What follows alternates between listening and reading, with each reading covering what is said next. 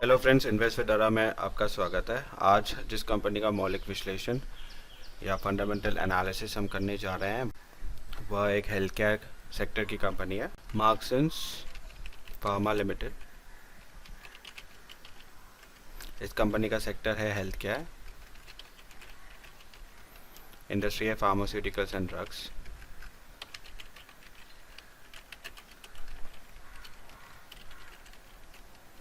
इस कंपनी का last traded price था 47.3 BSE पर। अब आते हैं इसके फंडामेंटल पैरामीटर्स पर। पहला है मार्केट कैप। इस कंपनी का मार्केट कैप है 1964.71 करोड़। यह एक स्मॉल कैप कंपनी है। इस कंपनी का EPS है 3.59 रुपीज़ का। प्राइस टू अर्निंग रेशियो है 13.37 का और industry price to earning ratio है 40.52। बुक वैल्यू पर शेयर है कंपनी का 16.74 और प्राइस टू बुक वैल्यू है 2.87। इस कंपनी का डिविडेंड यील्ड है 0.1 का। फेस वैल्यू है कंपनी की ₹1 की और नंबर ऑफ शेयर्स जो सब्सक्राइब कर रखे हैं कंपनी ने वो है 40.93 करोड़।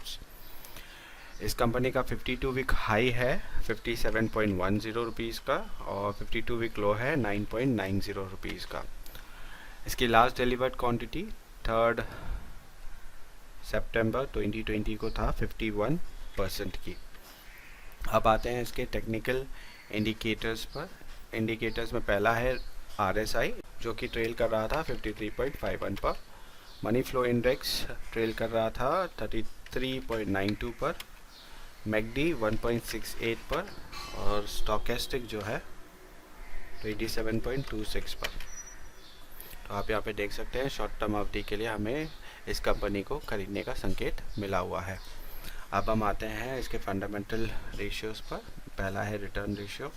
रिटर्न रेशियो में पहला रेशियो है रिटर्न ऑन इक्विटी जो कि रहा है 15.88% का। रिटर्न ऑन कैपिटल एम्प्लॉयड रहा है 18.51% का। रिटर्न ऑन एसेट्स रहा है 10.49% का। आप यहाँ पे देख सकते हैं रिटर्न रेशियो के आधार पर हमें इस कंपनी में इस समय पर निवेश करने का संकेत मिला हुआ है। अब हम आते हैं एफिशिएंसी रेशियो पर।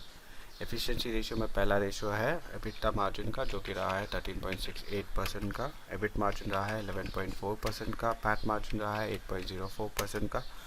अर्निंग पर शेयर रहा है 1.87 रुपीज़ का। एसेट टर्नओवर रेशियो रहा है 1.3 का। डेज ऑफ रिसीवेबल्स रहा है 64.51 डेज़ का। डेज ऑफ पेबल्स रहा है 38.48 डेज़ का। डेज ऑफ इन्वेंट्री रहा है 93.32 डेज़ का। तो आप यहाँ पे देख सकते हैं कि एफिशिएंसी रेशियो के आधार पर हमें इस कंपनी में इस समय पर निवेश करने का संकेत मिला हुआ है। अब हम आते हैं ग्रोथ रेशियो पर। ग्रोथ रेशियो में पहला रेशियो है नेट सेल्स ग्रोथ का जो कि रहा है 9.57% का। एबिटा ग्रोथ बढ़ा है 57.46%। नेट प्रॉफिट ग्रोथ बढ़ा है 124.68% और EPS ग्रोथ बढ़ा है 132.12%। तो आप यहाँ पे देख सकते हैं ग्रोथ रेशियो के आधार पर भी हमें इस कंपनी में इस समय पर निवेश करने का संकेत मिला हुआ है।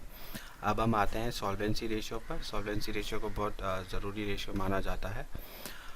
इसमें पहला रेशियो है टोटल डेब्ट टू इक्विटी रेशियो जो कि इस कंपनी का रहा है 0.18 का। इस कंपनी का टोटल नेटवर्थ है 542.48 करोड़ का और इस कंपनी में टोटल डेब्ट है 100.22 करोड़ का। इंटरेस्ट कवरेज रेशियो है कंपनी का 11.80 और करंट रेशियो जो कंपनी का है वो है 2.28 का। तो आप यहाँ पे देख सकते हैं कि सॉल्वेंसी रेशियो के आधार पर हमें इस कंपनी में इस समय पर निवेश करने का संकेत नहीं मिला हुआ है। आते हैं कैश फ्लो रेशियोज़ पर। कैश फ्लो रेशियो में पहला रेशियो है कैश फ्लो पर शेयर का जो कि रहा है 0.67 और फ्री कैश फ्लो पर शेयर रहा है 0.2 का। तो आप यहाँ पे देख सकते हैं कैश फ्लो रेशियो के आधार पर भी हमें इस समय पर इस कंपनी में निवेश करने का कोई संकेत नहीं मिला हुआ है। आते हैं वैल्यूएशन रेशियोज़ पर। वैल्यूएशन रेशियो में पहला रेशियो है प्राइस टू अर्निंग रेशियो जो कि रहा है 13.3 का। प्राइस टू बुक रेशियो रहा है 1.87 का।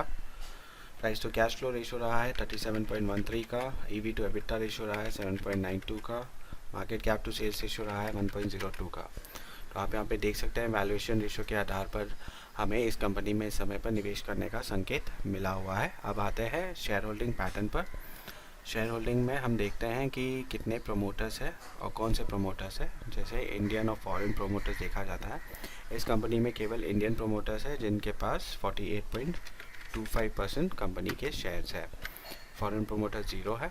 हमें ये देखना होता है कि क्या ये इंडियन प्रोमोटर्स में से कोई प्रोमोटर्स अपने शेयर्स प्लेज कर रखे हैं या नहीं। तो आते हैं मनी कंट्रोल के वेब पेज पर।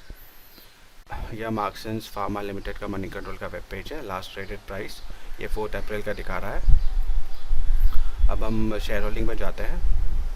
तो आप यहाँ पे देख सकते हैं कि कंपनी ने कोई भी वर्ष में अपने शेयर्स प्लेज नहीं किए हैं। तो हम आते हैं हमारे एक्सेल शीट पर और यहाँ पे ज़ीरो वैल्यू फीड करते हैं। तो आप यहाँ पे देख सकते हैं कि सारे मौलिक आंकड़ों के आधार पर, दैट इज़ फंडामेंटल एनालिसिस के आधार पर, हमें इस कंपनी में इस समय पर निवेश करने का संकेत नहीं मिला हुआ है। आशा करता हूँ कि आपको यह वीडियो पसंद आया होगा। अगर आपको ये वीडियो पसंद आया है तो ज़रूर लाइक, शेयर और सब्सक्राइब कीजिएगा। Thank you.